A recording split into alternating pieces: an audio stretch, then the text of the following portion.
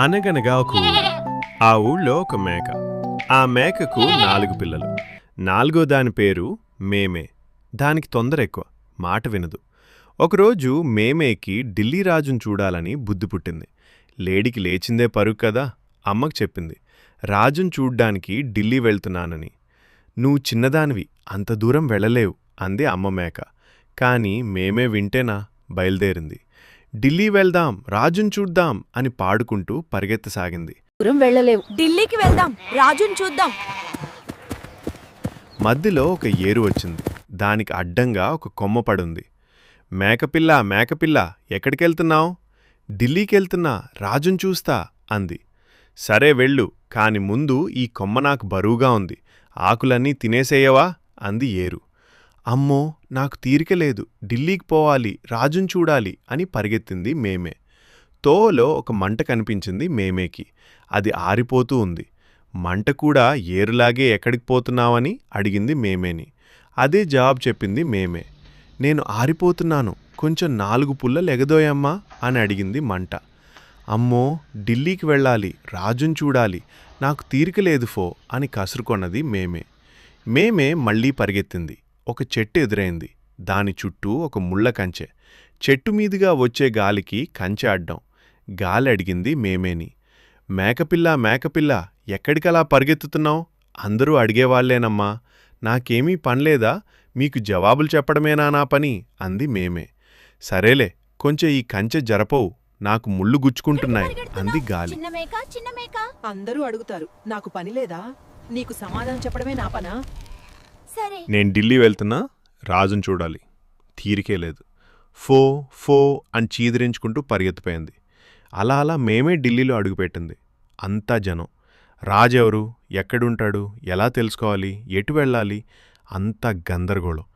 అంతలో దానికొక మనిషి ఎదురయ్యాడు. మేమే అతను అడిగింది, ఢిల్లీ రాజును చూడాలి నేను, నాకు తోవ చూపించు. ఓహో అలాగా, నేను రాజు దగ్గరే ఉంటా, నా తర చూపిస్తా అని ఆ మనిషి మేమేని చంకనెత్తుకున్నాడు. అతను రాజుగారు వంటవాడు. ఈరోజు భలే కూర దొరికిందిలే అని సంతోషపడ్డాడు. మేమేని వంటగదిలోకి తీసుకుని వెళ్ళాడు. దాన్నొక పెద్ద నీళ్ల కాగులో పెట్టాడు. మూత పెడుతూ దానికి చెప్పాడు, ఇక్కడే ఉండు, లేకపోతే ఎవరైనా ఎత్తుకుపోగలరు. మేమేకి భయంగానే ఉంది. వంట మనిషి వాలకం దానికి నచ్చలేదు.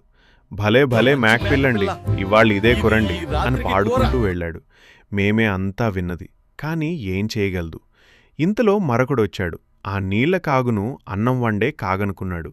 దాన్ని పొయ్యి మీదకెక్కించాడు. మంట రాజేశాడు. నీళ్లు కొంచెం వేడెక్కాయి. మేమే భయంతో నీళ్ళని అడిగింది, నీళ్ళు నీళ్ళు, మీరు కాగొద్దు, వేడికి నేను చచ్చిపోతాను.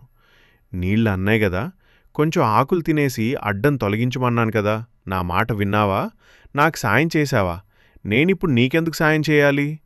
మేమేకి తన తప్పు తెలిసింది, కాని ఏం లాభం.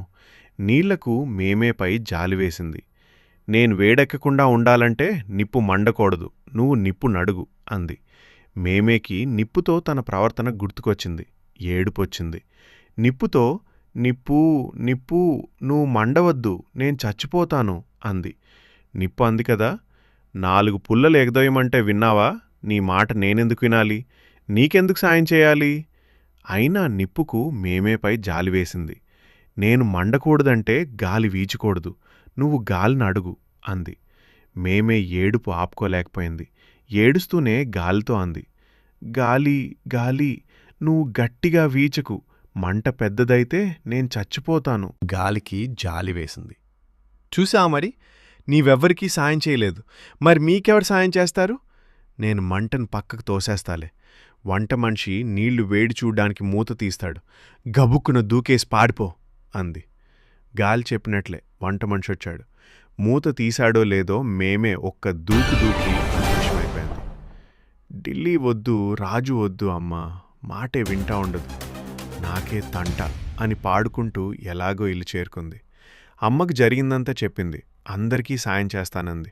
అమ్మ మాట వింటానంది. అమ్మ ఎంతో సంతోషించింది. అందరికీ సహాయం చేస్తాను, మరియు అమ్మ మత వింటాను.